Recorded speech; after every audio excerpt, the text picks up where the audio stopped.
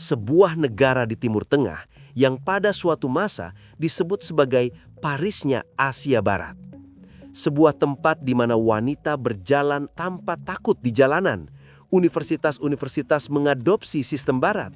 Musik dan film diputar bebas dan kelas menengah tumbuh cepat. Negara itu bukan Turki, bukan Lebanon. Negara itu adalah Iran. Hari ini, nama Iran identik dengan hukuman gantung, polisi moral, wanita dipukuli karena salah berpakaian, ekonomi yang hancur, dan negara yang hidup dalam isolasi. Tapi pertanyaannya sederhana dan sekaligus mengerikan. Bagaimana sebuah negara yang hampir menjadi kekuatan global bisa berubah menjadi penjara raksasa bagi rakyatnya sendiri? Jawabannya tidak datang dari invasi asing, tidak datang dari perang nuklir, tidak datang dari kehancuran alam. Jawabannya datang dari satu hal: revolusi ideologi. Untuk memahami Iran hari ini, kita harus kembali ke masa yang hampir terasa seperti dunia paralel. Pada tahun 1960-70-an, Iran berada di jalur cepat menuju modernisasi. Di bawah Syah Muhammad Reza Pahlawi, Iran adalah sekutu utama Barat di Timur Tengah. Negara ini kaya minyak, militernya kuat, industrinya tumbuh cepat, dan pendidikannya berkembang pesat. Teheran bukan kota tertutup, ia adalah kota kosmopolitan. Ada bioskop, kafe, klub malam, universitas dengan standar Eropa dan Amerika.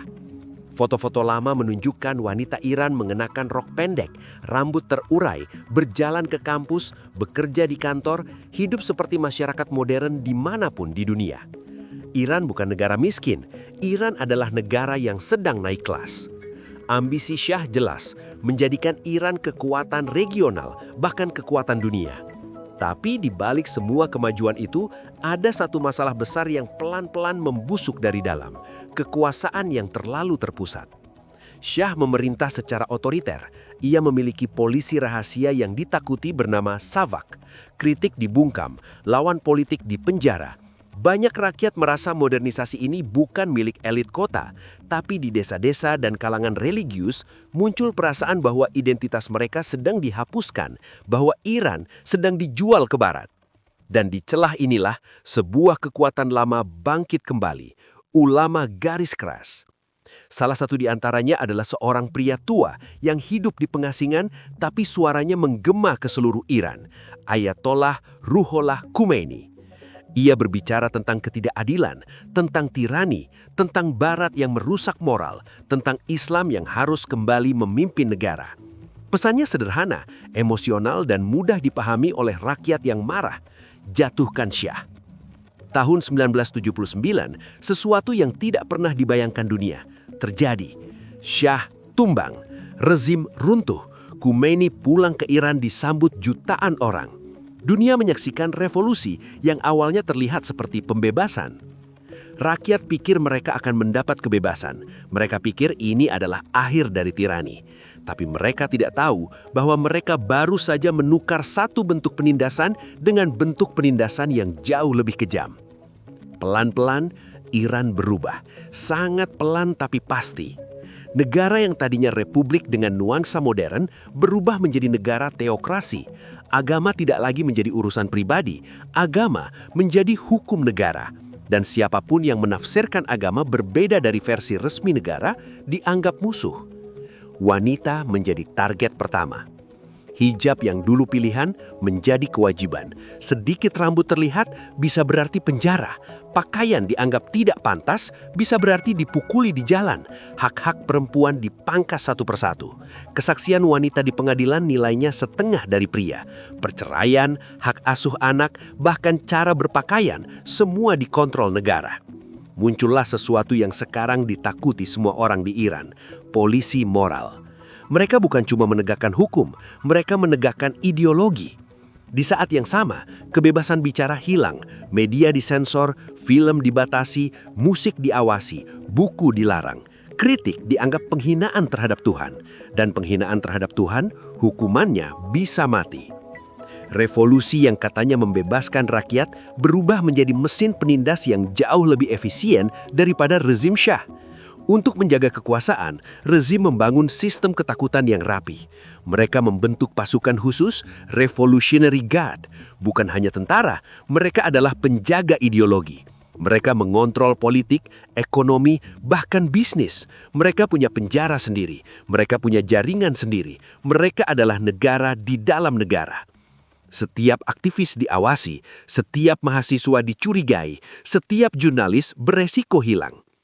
Iran tidak lagi dipimpin oleh hukum, ia dipimpin oleh rasa takut. Dan seperti semua negara yang dipimpin oleh rasa takut, ekonominya mulai hancur. Iran adalah negara dengan salah satu cadangan minyak terbesar di dunia.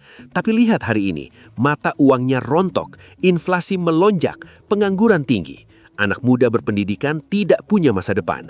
Bukan karena Iran miskin sumber daya, tapi karena korupsi, salah mengelola, dan isolasi internasional. Sanksi datang bertubi-tubi. Bukan tanpa alasan, rezim Iran terus menantang dunia, mendanai konflik di luar negeri sambil mengabaikan rakyatnya sendiri. Uang negara tidak dipakai untuk membangun masa depan rakyat, tapi dipakai untuk menjaga kekuasaan dan menyebarkan pengaruh ideologi. Hasilnya, sebuah generasi yang tumbuh dalam keteriputasan. Dan cepat atau lambat, keteriputasan selalu berubah menjadi perlawanan. Protes demi protes pecah selama bertahun-tahun, tapi dunia benar-benar tersadar saat satu nama muncul, Mahsa Amini. Seorang wanita muda yang ditangkap polisi moral karena cara berpakaian yang tidak sesuai. Beberapa hari kemudian, ia meninggal dalam tahanan. Dan Iran meledak. Wanita-wanita turun ke jalan, mereka melepas hijab, mereka memotong rambut, mereka berteriak, "Cukup!" Anak muda turun, mahasiswa turun, bahkan anak sekolah.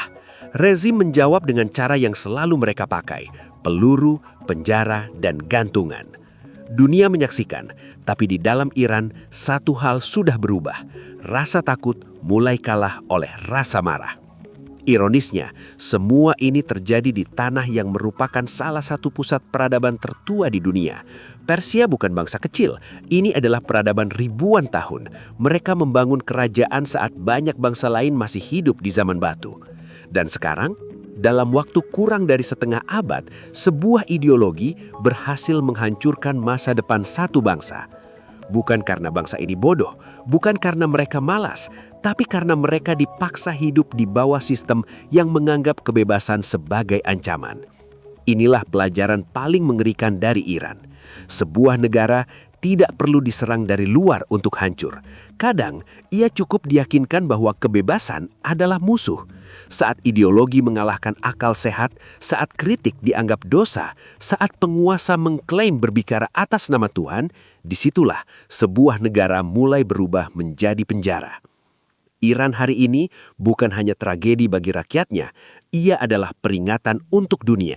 Bahwa neraka tidak selalu datang dalam bentuk bom dan perang, kadang ia datang dalam bentuk keyakinan yang merasa paling suci. Dan sampai hari ini, jutaan orang di Iran masih hidup dengan satu harapan sederhana. Suatu hari, mereka ingin kembali menjadi negara yang dulu hampir menguasai masa depan.